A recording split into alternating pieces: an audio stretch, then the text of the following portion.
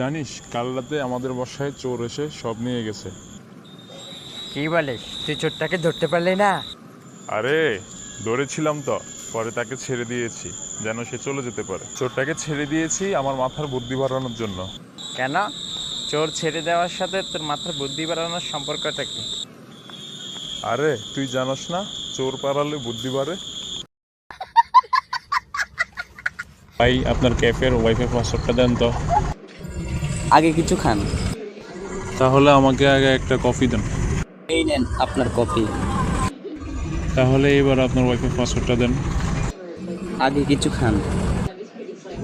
আমিও মাত্র কফি কিনলাম, তাহলে এবার পাসওয়ার্ডটা দেন। আরে ভাই, আমার ওয়াইফের পাসওয়ার্ডই হচ্ছে আগে কিছু খান। জানোস দোস্ত আজকালকার মেয়েরা খুব খারাপ হয়ে গেছে। কেন, তোরে আবার কি করছে?